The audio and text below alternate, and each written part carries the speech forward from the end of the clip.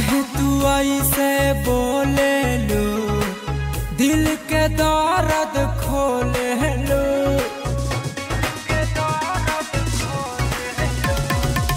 काहे तू ऐसे बोले लो, दिल के दर्द खोले लो। काहे छोड़े लो साथ संगतिया, जान बढ़तावे दिल के दर्दिया। कि काल्हे तोहर लागे जाई हरदिया, जान बढ़तावे दिल के दर्दिया। कि काल्हे तोहर लागे जाई हरदिया।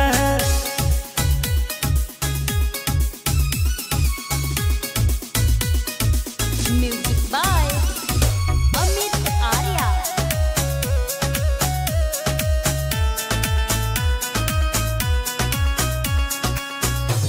करेलू प्यार त काहे जाता रू छोड़ के, का तोहरा मिल जाए दिल हमर तोड़ के।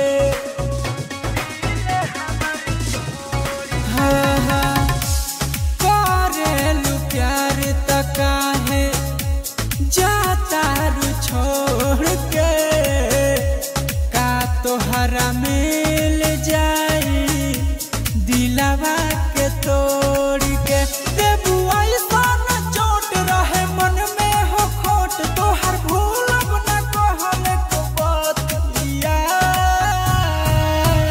जान बढ़तावे दिल के दर्दिया, कि काल्हे तोहर लागी जाई हरदिया। जान बढ़तावे दिल के दर्दिया, कि काल्हे तोहर लागी जाई हरदिया।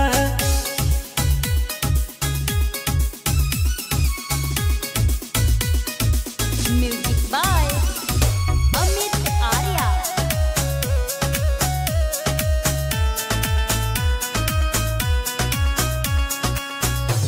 बीकेस धनंजय काल्हे मार ली गोली, जाए नाही दीही तहरा दुबारा से डोली।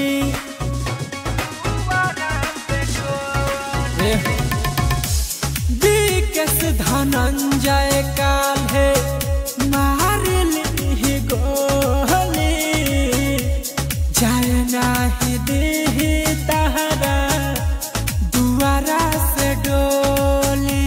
हो खब बदनाम करब आई काम, भले डूब जाई गाँव में इज्जतिया। जान बढ़तावे दिल के दर्दिया, कि काल्हे तोहर लागे जाई हरदिया। जान बढ़तावे दिल के दर्दिया, कि काल्हे तोहर लागे जाई हरदिया।